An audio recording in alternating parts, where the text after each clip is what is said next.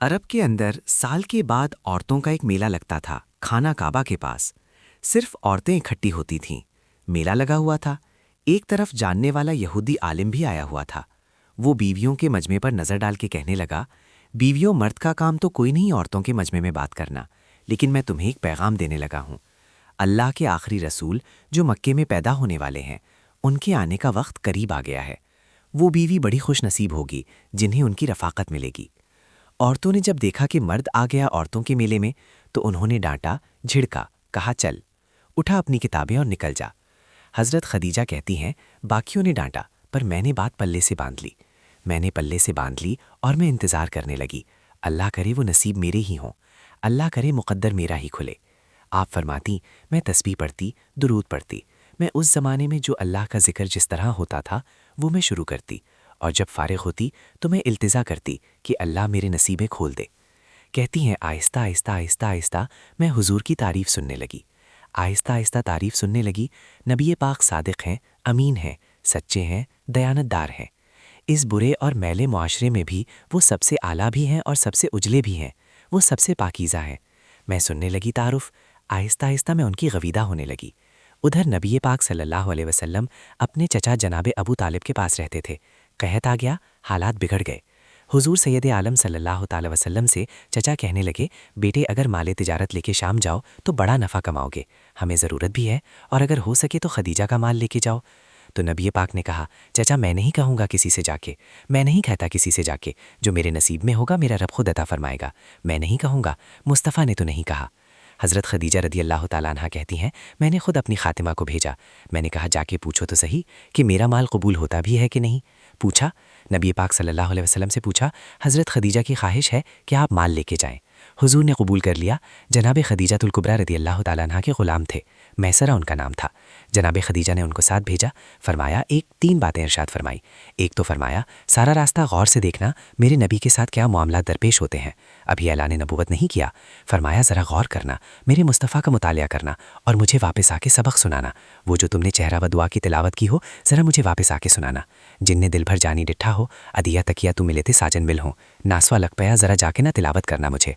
और दूसरा फरमाया, तुम मेरे ग़ुलाम हो तो मुस्तफ़ा के भी ग़ुलाम बन के रहना। मैं सुनती हूँ कि किरदार के, अफ़कार के, नज़रियात के, अज़मत के बुलंद बंदोबार हैं, वो जैसे कहें वैसे करना। और तीसरी, हज़रत खदीजा ने नसीहत फरमाई। फरमाया, मोहम्मद इब्न अब्दुल्लाह सल्लल्लाहु अलैहि वसल्लम की राय से इख्तिलाफ़ ना करना। ये चलते हुए मुआयदा किया, जो वो कह दे सो कर जाना। ग़ुलाम कहते हैं, मैं साथ गया, बातें मैंने सुन ली, लेकिन जब सफ़र शुरू हुआ, नबी चंद मंजिलें तय हुई थी। मैंने कहा, खदीजा, आपने क्या नसीहत करनी थी? इनके साथ जो रहेगा वो इनका ग़ुलाम ही बन जाएगा। इनके साथ जो रहेगा तो आ मेरा महबूब नहीं डिठा, जिन देख के चंद शर्मावे, जे रखे हाथ फुल विच हाथ नाल फुल रल जावे, आधी रात चंचर जलवा फरमावे। फरमाया, जो भी साथ रहता ग़ुलाम हो जाता। मैं गया। तिजारत शुरू हुई। कहते नबी पाक सल्लल्लाहु अलैहि वसल्लम जब मंडी में पहुंचे तो लोग कस्में उठा उठा के माल बेच रहे थे। अल्लाह कि महबूब जब गए ना तिजारत करने, तो एक आदमी कहने लगा, चलो माज़ल्ला, बुतों के नाम थे लातो मनात। कहने लगा, लात की वजह की मनात की कसम उठाओ। तो नबी पाक फरमाने लगे, उनकी कसम उठाऊं जिनका मैं नाम लेना भी पसंद नहीं करता, अभी अल्लाह ने नबूवत नहीं किया। और फरमाया, वैसे भी मैं कसम दे के माल नहीं बेचता, खरीदना है तो खरीदो, नहीं खरीदना तो ना खरीदो।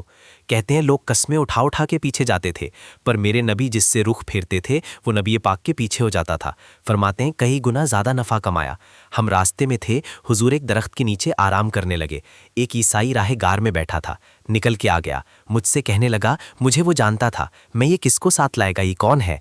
मैंने कहा, अहले कुरैश के एक मुअज़्ज़ज़ आदमी है। कहने लगे, यार, जिस दरख्त के नीचे ये लेटे हुए हैं, यहाँ आम आदमी नहीं लेट सकता, यहाँ वही लेटेगा जो अल्लाह का सच्चा रसूल होगा, यहाँ दूसरा कोई लेट ही नहीं सकता। ये रसूल है, इनका ख्याल रखना, काश मैं उस वक्त तक जिंदा रहूं जब ये नबूवत का ऐलान करें। मैशरा कहते, मैं ग़ुलाम हो गया। नबी पाक सल्लल्लाहु अलैहि वसल्लम की अदाएं मुझे भाने लगीं। जब वापसी पे निकले तो गर्मी बड़ी शदीद थी। फरमाते हैं, जब धूप तेज़ होती तो बादल का साया आके हुजूर पे साया कर देता, बादल का टुकड़ा। नबी पाक पे अल्लाह जाने कहाँ बैठ के लोगों ने किताबें पढ़ी हैं, जो कहते हैं 40 साल के बाद नबी बने थे, पता नहीं कहाँ बैठ के किताबें पढ़ी हैं। हमने तो जो सीरत पढ़ी है वो बताती है कि तेरी हयात पाक का हर लम्हा पैगंबर लगे, हर लम्हा पैगंबर लगे। यहाँ तो वो लोग जो कई साल पहले, 20 और 25 साल पहले हुजूर सैयद आलम सल्लल्लाहु अलैहि वसल्लम की रफ़ाकत में रहे, वो ऐलान करके लोग पता नहीं कहाँ बैठ के किताबें पढ़ते, कहाँ बैठ के। मेरे नबी पाक से صحابہ نے پوچھا حضور آپ کب نبی تھے؟ فرمایا ابھی آدم کی مٹی گودی جا رہی تھی، ابھی آدم کی مٹی گودی جا رہی تھی، میں تب بھی اللہ کا رسول تھا۔ میرے بھائی نبی رحمت سید عالم صلی اللہ علیہ وسلم کے غلام حضرت خدیجہ کے غلام کہتے ہیں واپس آیا، اور پہلے بھی کئی دفعہ حضرت خدیجہ کا مال گیا تھا، بڑے نفع آئے تھے، پر جو نفع اس سال آیا وہ پہلے کبھی نہیں آیا تھا۔ کہتے ہیں مجھ سے حضرت خدیجہ کی سہیلی بھی بیٹھی تھی، میں بھی آ گیا، اور جناب خدیجہ کی سہیلی کہنے لگی چل مال کے بارے میں کچھ بتا، کتنا بکا؟ میں نے کہا مال چھوڑو، مصطفیٰ کی سنو۔ وہ پھر کہتی چلو ٹھیک ہے، بادل سایہ کرتا تھا، چلو ٹھیک ہے، تم سے راہب نے پوچھا تھا یہ صحیح ہے، انہوں نے تیری سارے رستے بڑی خدمت کی، تیرا بڑا خیال رکھا، پر یہ بھی بتا تجارت کیسے ہوئی؟ تو میشرا کہنے لگا زندگی میں نے بھی ساری گزار دی ہے، پر اس رسول کے ساتھ 4 دن ہی گزارے ہیں، حد ہو گئی، مجھ سے اور کچھ نہ پوچھو، اور کچھ نہ پوچھو، میرے دل آمنہ کے لال کی باتیں کرے، اور کچھ نہ پوچھو، بس ذکر ان کا چھیڑیے ہر بات پر، اور چھیڑنا شیطان کا عادت کیجیے، بس مجھے حضور کے تذکرے بیان کرنے ہیں، ذکر مصطفیٰ کرنا ہے۔ حضرت خدیجہ الکبریٰ بڑی متاثر ہوئی، کہتی ہے مجھے درجنوں لوگوں نے پیغام نکال دیا تھا، پر میں نے سنی نہیں تھی، میں نے نفیسہ کے ہاتھ پیغام بھیجا، میں نے کہا میری عمر 40 سال ہے، ان کی 25 سال ہے، اور میرا آوال اور طرح کا ہے، وہ شہنشاہ ہے، جا کے پوچھو تو صحیح، بھلا میں قبول ہوتی ہوں؟ پوچھو۔ نفیسہ کہتی ہے میں آئی تو وہ خاتون جن کے لیے لوگ بڑے بڑے قریش پیغام دیتے تھے، پیغام لے کے آئی، تو رسول پاک نے عجیب رنگ بیان کیا اپنی سیرت کا۔ جب میں پہنچی میں نے کہا خدیجہ نکاح کرنا چاہتی ہیں۔ نفیسہ کہتی ہے میرا خیال تھا کہ کوئی اور ہوتا تو کرسی سے اٹھ کھڑا ہوگا، فوراً کہے گا جلدی کرو بات کرو۔ جب میں نے آ کے کہا نا حضور خدیجہ نکاح کرنا چاہتی ہے، تو نبی پاک نے میری طرف دیکھا، فرمایا وہ کہتی ہے کہ تم کہتی ہو؟ کہا وہ کہتی ہیں۔ تو حضور نے فرمایا ٹھہر جاؤ، میں اپنے چاچا سے پوچھ کے بتاؤں گا، میں مشورہ کروں گا، میں پوچھ کے بتاؤں گا۔ آج بچوں کو کچھ سبق بڑے یاد ہیں، کہتے ہیں پسند کی شادی کرنا حضرت صاحب ناجائز ہے۔ پسند کی شادی کرنا کوئی ناجائز ہے؟ میں نے کہا بھائی صرف ایک ہی جائز چیز رہ گئی، اور کوئی شے جائز نہیں، یہ ایک ہی جائز چیز ہے جس کا فتویٰ سارے نوجوان پوچھتے پھرتے ہیں، سارے رنگے بنے پھرتے ہیں، مجنو بنے پھرتے ہیں، سارے مائیوال ہو گئے، اللہ پاک ہدایت کی توفیق عطا فرمائے، سارے اس بری لت کا شکار ہو گئے۔ بھائی نبی پاک سوائے خدا کے کسی کے پابند نہیں، لیکن میرے مصطفیٰ نے اپنی امت کو یہ درس دیا ہے کہ جو بڑوں کے شفقت کے سائے میں چلتا ہے اللہ اس کی مدد فرمایا کرتا ہے۔ تجھے کیا پتا تیرا اچھا بھلا کس بات میں؟ کہا نکاح کرنا چاہتی ہوں؟ فرمایا چاچا سے پوچھ کے بتاؤں گا۔ خدیجہ رضی اللہ تعالیٰ عنہ کہتی ہیں انہوں نے پوچھا، جناب ابو طالب کہنے لگے یہ تو خوش قسمتی ہے کہ ہمیں ایسی بہو مل جائے جس کے کردار میں، افکار میں، نظریات میں اتنی نفاست ہو۔ مصطفیٰ کریم کے ساتھ نکاح ہوا، قربان جائیں حضرت خدیجہ الکبریٰ کی شادی ہوئی۔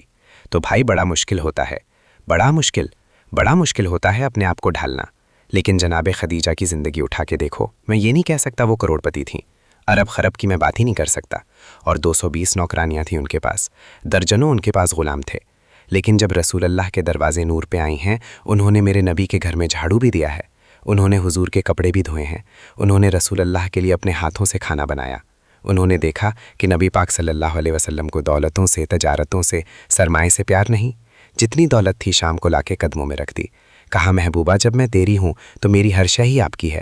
چند دنوں میں حضور نے ساری چیزیں دے دی اللہ کے رستے میں، ہر چیز نبی پاک نے دے دی۔ حضرت خدیجہ الکبریٰ کا حال یہ تھا کہ ایک جوڑا رہ گیا، کئی جگہ سے لگے ہوئے میں گڈی ہاتھ ڈور سجندے رکھے رہا، واجب نہیں شریعت مندہ کا سمنا کہنا، بس ٹھیک ہے جس حال میں محبوب راضی ہے۔ کہا ہر چیز قدموں میں رکھ دی، اور حضور کے ہر رشتے کا خیال کیا، نبی پاک کی ہر خواہش کا۔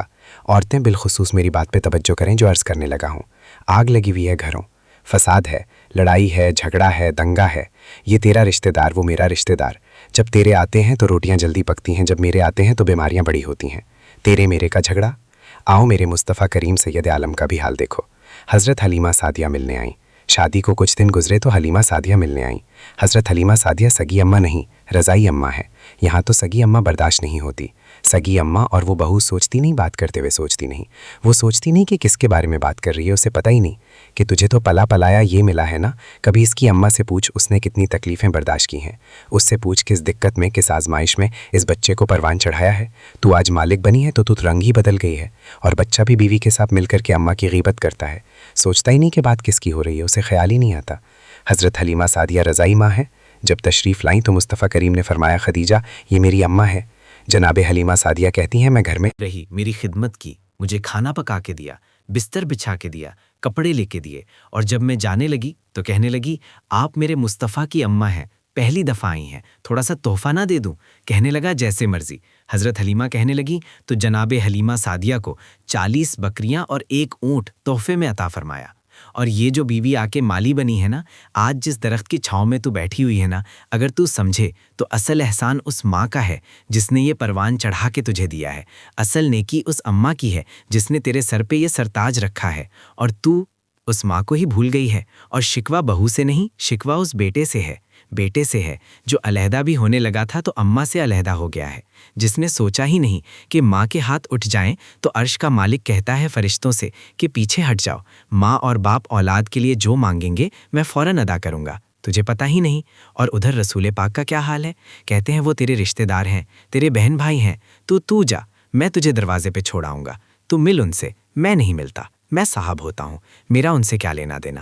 حضرت خدیجہ کے بھائی نہیں تھے، نبی پاک صلی اللہ علیہ وسلم کے سسر حیات نہیں تھے، 2 بیٹے تھے حضرت خدیجہ کے، اور وہ دونوں بیٹے پچھلے خاوند سے تھے۔